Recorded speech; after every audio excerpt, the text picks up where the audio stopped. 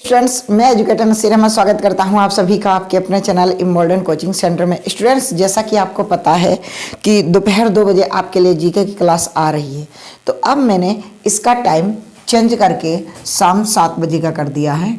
इससे क्या होगा कि शाम 7 बजे आपको जीके की मिलेगी। किसकी क्लास मिलेगी? जीके की। और बस इसके ख़त्म होने के बाद आपको 8 बजे आपको क्या मिल जाएगी? आपको मैथ की क्लास मिल जाएगी। तो ये दोनों टाइम मैंने क्या किया है, एक साथ में कर दिए हैं, ताकि आपको बार बार सोचना ना पड़े कि इतने टाइम हम फिर टाइम निकालें और उसके बाद में फिर टाइम निकालें। तो अब एक ही टाइम में आपको क्या होगा, दोनों क्लासेस समझो मिल जाएंगी। एक क्लास ख़त्म होगी और दूसरी क्लास का नोटिफिकेशन आ जाएगा, तो कितना अच्छा रहेगा। तो मैंने टाइम क्या किया है कि जीके की क्लास शाम 7 बजे और मैथ की क्लास 8 बजे। अब बात ऐसी है, कैसी है सर?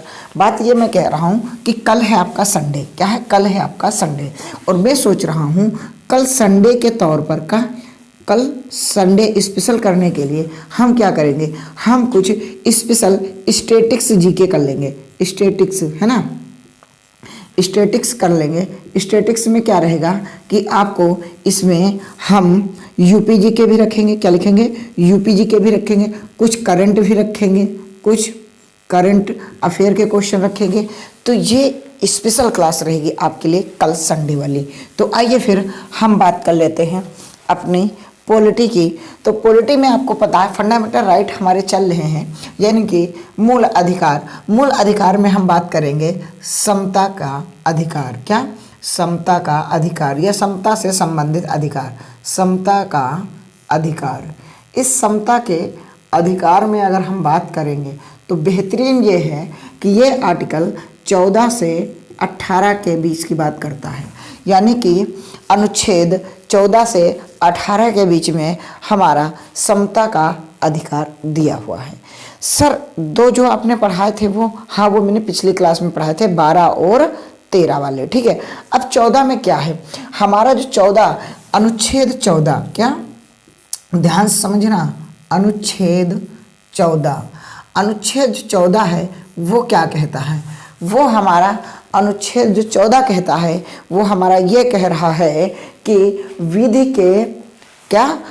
के समक्ष समता। क्या? विधि के समक्ष समता। विधि के समक्ष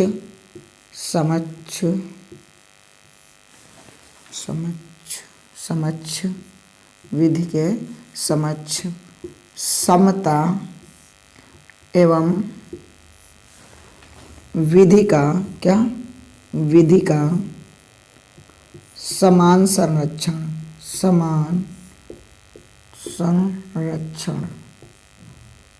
ऐसी बात है। हाँ, अब ये जो विधि के समक्ष समता है ना, ये जो वर्ड है, ये जो शब्द हैं, ये शब्द हमने कहाँ से लिए हैं? ये हमने सब जो लिए हैं, ये हमने लिए हैं कहाँ से? ये हमने ले रखे हैं ब्रिटेन से। कहाँ से? ब्रिटेन से। कहाँ से? ब्रिटेन से। कहाँ से? ब्रिटेन से, ठीक है। ये हमने कहाँ से ले रखे हैं? ब्रिटेन से। और आपको पता होगा कि ब्रिटेन से हमने और भी क्या लिए हैं, और भी हमने संसद वगैरह भी कहाँ से लिए? ब्रिटेन से ही लिए। तो ये हमने कहाँ से शब्द लिए हैं? ये वाले, इतने वाले, ये इतने हमने कहाँ लिए हैं? ब्रिटेन से। और ब्रिटेन के इस समय प्रधानमंत्री आपको पता है ऋषि सुनक जी हैं। कौन है? ऋषि सुनक, ठीक है। ऋषि सुनक कौन से हैं?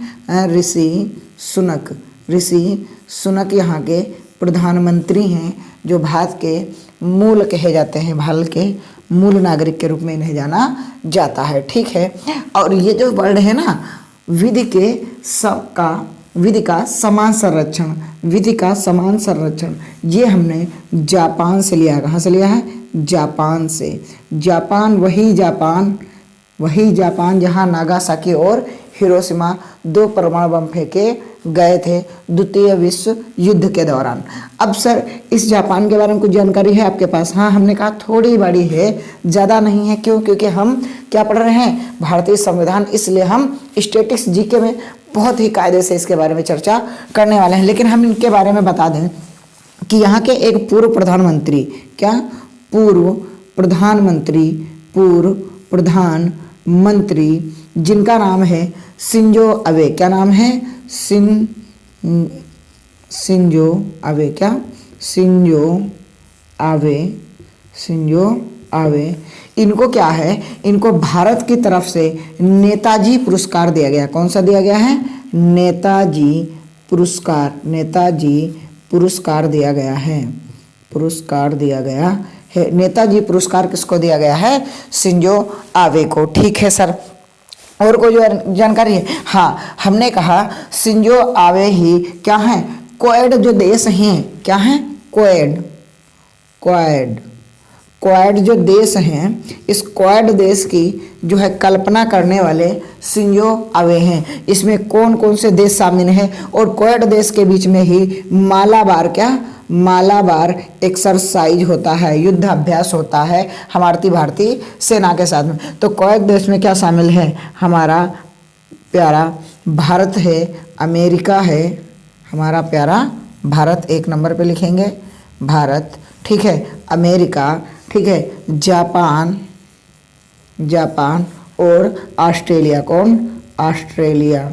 ऑस्ट्रेलिया। ये 4 देश किसमें शामिल हैं? इस क्वाड देश में शामिल हैं। और इन्हीं 4 देशों के बीच में हमारी मालाबार एक्सरसाइज होती है। तो जापान के बारे में ये हमारे पास कुछ थोड़ी सी राजनीतिक, क्योंकि हम संविधान पढ़ रहे हैं तो संविधान से संबंधित हमने कुछ जानकारियां दे दी। हमने भौगोलिक कोई भी जानकारी नहीं दी है, ठीक है। यहाँ के पूर्व प्रधानमंत्री शिंजो आबे, जिन्हें भारत की तरफ से नेताजी पुरस्कार से अवार्ड दिया गया है, और इनकी हाल ही में क्या हुआ है कि गोली मारकर हत्या कर दी गई। क्या?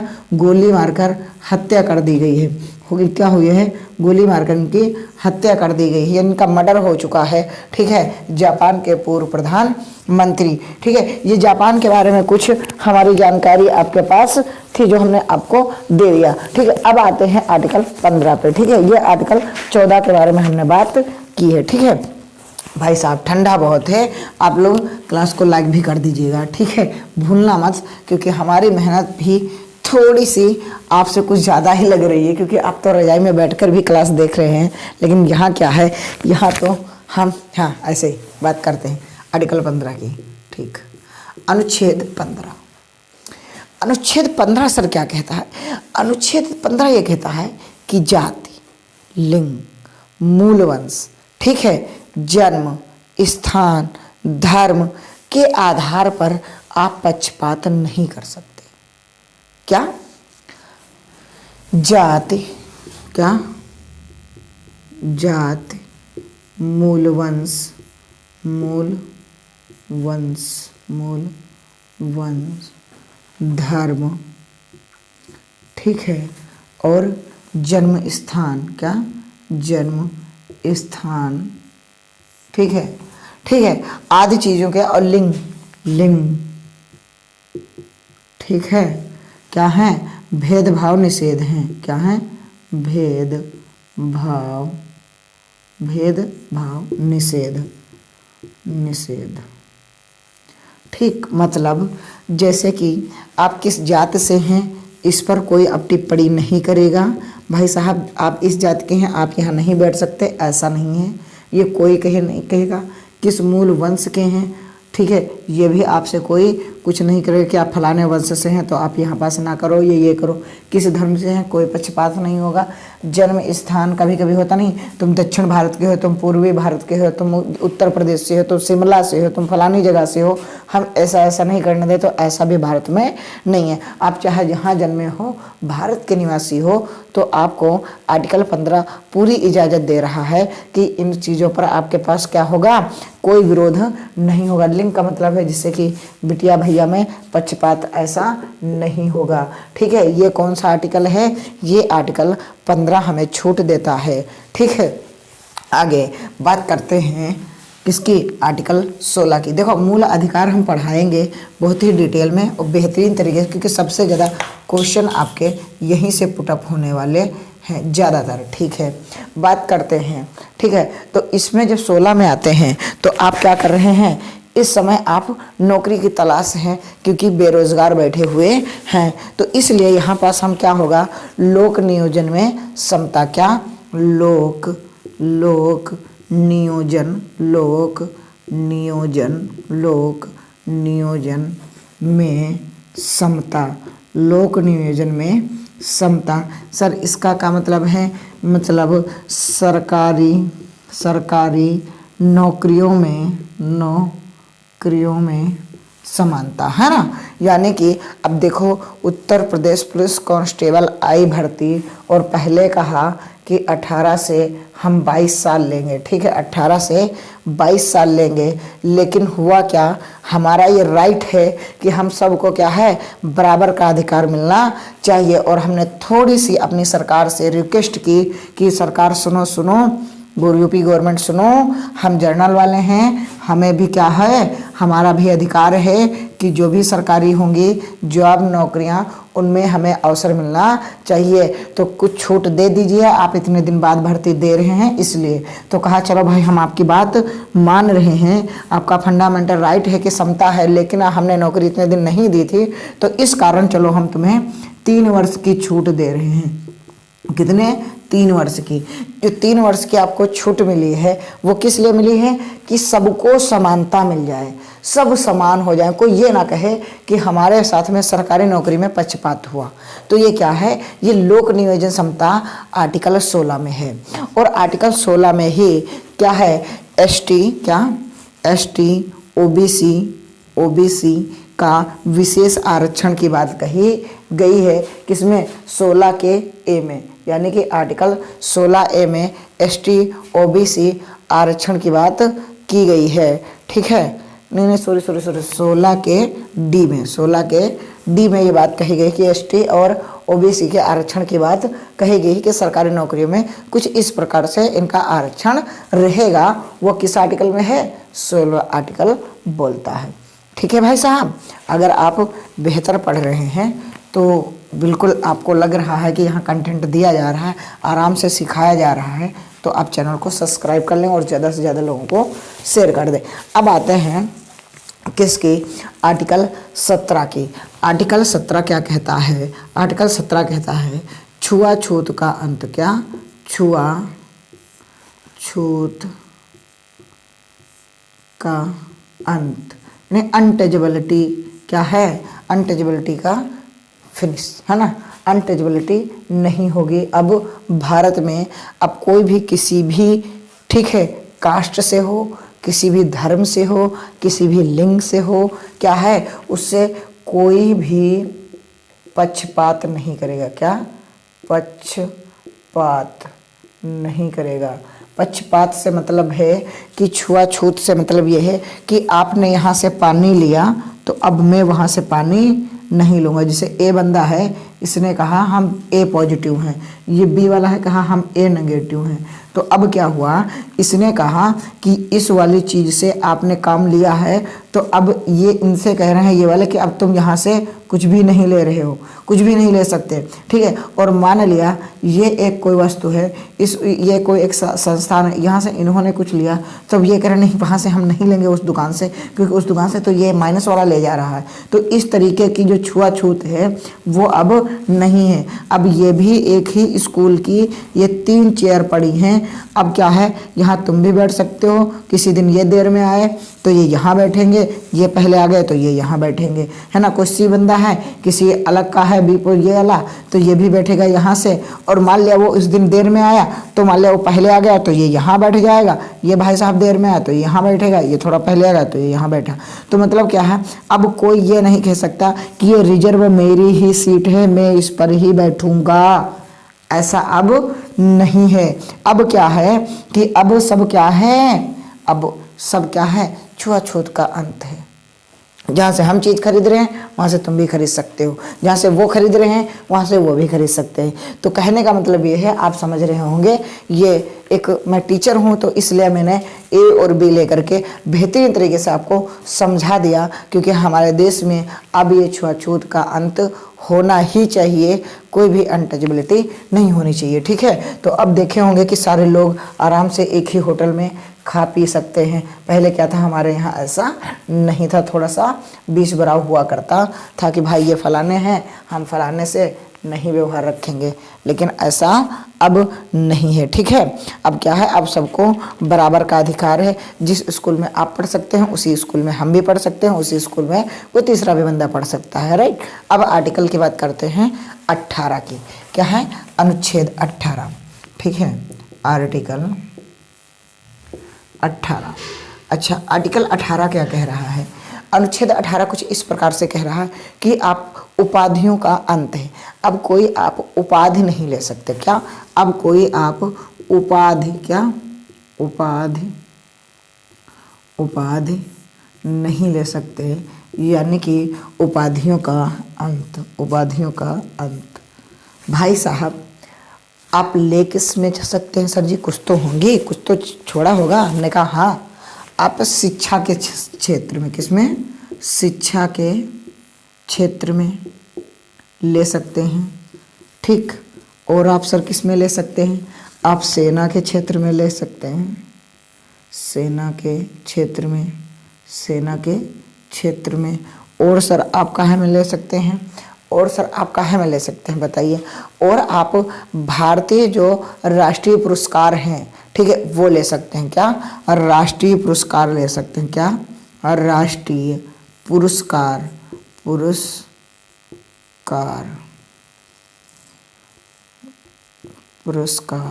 ठीक, आप पुरस्कार ले सकते हैं इसमें, जैसे कि आपका पद्मश्री हुआ। क्या? भारत रत्न, पहला लिख लो, भारत रत्न। ठीक है, आप भारत रत्न ले सकते हैं। क्यों? क्योंकि ये भारत के द्वारा दिया जाता सबसे सर्वोच्च सम्मान है। फिर आप पद्मश्री ले सकते हैं। क्या? पद्मश्री ले सकते हैं। ठीक है, ये क्या है? ये भारत का दूसरा सबसे बड़ा सम्मान है। फिर पद्म भूषण ले सकते हैं। क्या? पद्म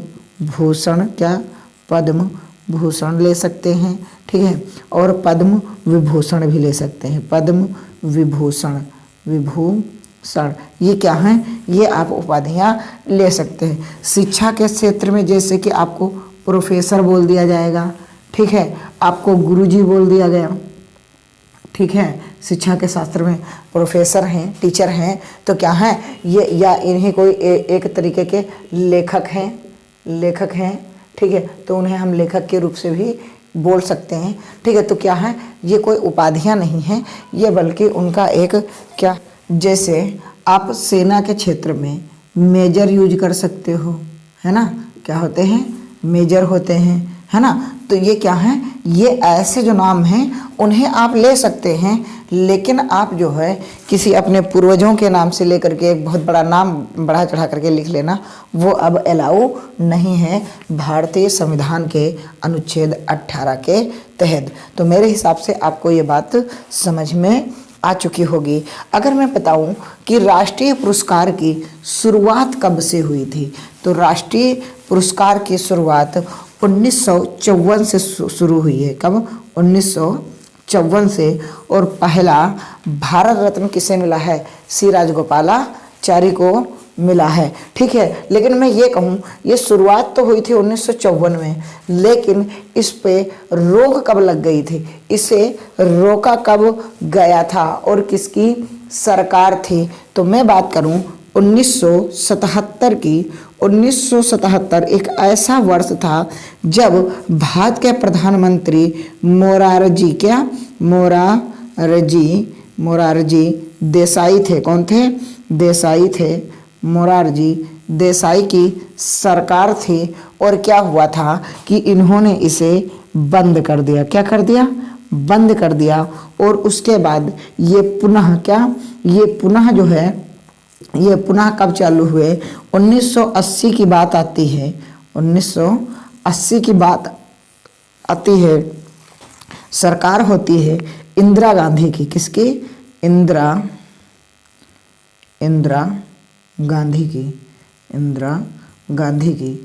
गांधी की सरकार होती है और इसे पुनः स्टार्ट कर दिया जाता है। यानी कि राष्ट्रीय पुरस्कार की अगर मैं बात करूं तो 1977 में क्या हुआ था? बंद कर दिया था। मोरारजी देसाई की सरकार थी और आगे चल करके 80 में यानी कि 3 साल बाद पुनः इंदिरा गांधी की सरकार में इसे स्टार्ट कर दिया गया और आज भी ये दिया जाता है। तो आई होप आप समझ चुके होंगे ये कितना इम्पोर्टेंट आपसे क्वेश्चन पूछ सकता है कि भारत रत्न जैसे महान पुरस्कार को कब बंद कर दिया गया था, या किसके शासन काल में, या कौन तत्कालीन प्रधानमंत्री था। इस तरीके से आपसे क्वेश्चन पूछ सकता है। अब मैं बात करता हूं कि ये तो हो गया आपका समता का अधिकार। अब मैं बात करता हूं किसकी, स्वतंत्रता के अधिकार की, है ना, किसके, स्वतंत्रता के अधिकार की। बहुत ही अच्छा है स्वतंत्रता का अधिकार,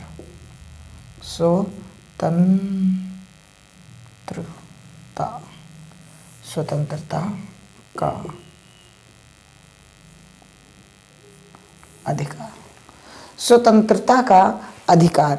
अब इस स्वतंत्रता के अधिकार में क्या है, आर्टिकल आपके अधिकार, आराम से लिखो यार, अच्छा अधिकार, इसमें 19 से 22 यानी कि 3 आर्टिकल इसमें दिए गए हैं, 19 से 22। तो 19 से 22 जो दिए गए हैं उनकी अगर मैं चर्चा करूं तो पहला है 19, क्या है, अनुच्छेद 19, अनुच्छेद 19, वाक्य एवं अभिव्यक्ति की स्वतंत्रता, वाक्य एवं अभिव्यक्ति की स्वतंत्रता, अभिव्यक्ति की स्वतंत्रता, इसमें सब कुछ आ जाएगा, ठीक है। वाक्य मतलब बोलने पूछने का अधिकार आपका किस में आ जाएगा, इसमें आ जाएगा। जैसे कि आपको कोई बात कहनी है किसी ऑफिसर के सामने, आप अपने वर्णन कर सकते हो। किसी ऑफिसर से आपको बात पूछनी है कि सर ऐसा ऐसा क्यों हुआ, तो आपके यहाँ अभिव्यक्ति की स्वतंत्रता है, आप अपनी विचार को प्रदान कर सकते हैं या अडॉप्ट भी कर सकते हैं। अखबारों के द्वारा आप क्या कर रहे हैं, अपना जो है अपनी बात रख रहे हैं, ठीक है। यूट्यूब पे आप वीडियो बना करके अगर आप बात रख रहे हैं तो ये क्या है, अब की वाक्य और अभिव्यक्ति की स्वतंत्रता है। आप विज्ञापन करा रहे हैं किसी भी अखबार के द्वारा कि हमारा फलाना काम है और फलाने काम के लिए मैं एडवर्टाइजमेंट करना चाहता हूँ, माइक में लेकर के आप रोडों पे अनाउंस करवा रहे हैं, वो किसकी वजह से करवा रहे हैं, वाक्य एवं अभिव्यक्ति की स्वतंत्रता। फिर क्या होता है, एक अनुच्छेद 19 का बी आता है जिसमें आप सभा बना सकते हो, सभाएं कर सकते हो या सम्मेलन कर सकते हो, क्या सम्मेलन कर सकते हो। जैसे कि आप 4-5 लोग हुए और कहा यार ऐसा करो, गांव में हमको सम्मेलन करना चाहते हैं, आइए फलाना त्यौहार आने वाला है, हम मेला लगवाएंगे। तो अगर मेला जनसभा करोगे तो ये कैसा होगा, ये एक सभा ही होगी, एक सम्मेलन ही होगा। और इस सम्मेलन को आपकी आज़ादी कौन देता है, भारत का संविधान अनुच्छेद 19 का बी कह रहा है। हाँ, आप आराम से अपना सम्मेलन करो, लेकिन यहाँ एक बात नोट कर लेना कि कोई भी देश विरोधी गतिविधियाँ नहीं होनी चाहिए, देश विरोधी गतिविधियाँ नहीं होनी चाहिए, विरोधी गतिविधियाँ नहीं होनी चाहिए। जैसे कि आप बढ़िया से लड़ाई दंगा के लिए आप बढ़िया से ईंटा पत्थर, है ना, और लाठीचार्ज, ऐसी चीज़ें आप यहाँ पास अलाउ नहीं होंगी। आप शांतिपूर्ण सम्मेलन कर सकते हैं आराम से, कोई जो है लड़ाई दंगे वाली मतलब इसमें ना हो, आप आराम से ऐसी जनसभाएं कर सकते हैं, ठीक है। और क्या होता है, आपराधिक मामले में जो है क्या होता है, धारा 144 में ये क्या होता है, ये वाला खत्म, आप सम्मेलन वगैरह नहीं कर सकते। जब धारा 144 लगी होगी तब क्या आप ये सभाएं कर सकते हैं, तब आपको सभा करने का कोई आदेश नहीं होगा, डीएम साहब सीधे मना कर देंगे आपको परमिशन देने से, ठीक है। क्यों, क्योंकि धारा 144 लग चुकी होगी। तब आपका जो है आर्टिकल 19 का बी जो होता है वो क्या होता है, क्लोज बी, वो क्या होता है, वो प्रभावित हो जाता है, ठीक है, कि अब उसका कोई प्रभाव नहीं रहेगा, ठीक है। और आगे आते हैं 19 का सी, मतलब संघ बनाना, संघ बनाना, संघ बनाना, या ये कह दे कि समिति बनाना, या जैसे कि आप मान लो कि कोई आप अपनी पार्टी बना रहे हो, है ना, पार्टी, संघ, है ना, पार्टी, क्लब, स्कूल, संस्थान, है ना, आदि क्या हैं, आदि ये सी के तहत हैं। किसके? 19 के सी के तहत आप किसी भी स्कूल, पार्टी, क्योंकि स्कूल में भी एक समिति बनती है, ठीक है, पार्टी, स्कूल, या आप कोई ऐसी संस्थान, संगठन, संस्थान का मतलब है कि आपको एक बड़ी कंपनी जैसे LIC जैसी संस्था थी, वो किसके तहत बना सकते हो? वो 19 के सी के तहत आप LIC जैसी कई बड़ी कंपनी आप खड़ी कर सकते हो, ठीक है। संस्थान, संगठन, आप देख रहे होंगे कि किसान संगठन, है ना, किसान संगठन ये क्या है, और मानव अधिकार संगठन ये क्या है, ये 19 के तहत है। ये आर्टिकल 19 का सी आपको अधिकार देता है कि आप अपने जो है संगठन का निर्माण कर सकते हैं। और डी जो है वो आपको घूमने का, भारत में कहीं भी घूमने का अधिकार देता है। अनुच्छेद डी क्या कर रहा है, आपको कहीं भी घूमने का अधिकार दे रहा है, यानी कि जाने या घूमने का अधिकार। भारत में किसी भी जगह आप जा सकते हैं, घूम सकते हैं, कोई दिक्कत वाली बात नहीं है, ठीक है। लेकिन ऐसे स्थानों पर आप नहीं जा सकते हैं जो आपके लिए आरक्षित किए गए हैं कि यहाँ पास मिलिट्री बेस है, आप कहो नहीं हमें घूमने का अधिकार है, हमें वो चीज़ दिखाओ कि हमारे परमाणु बम कहाँ है ना।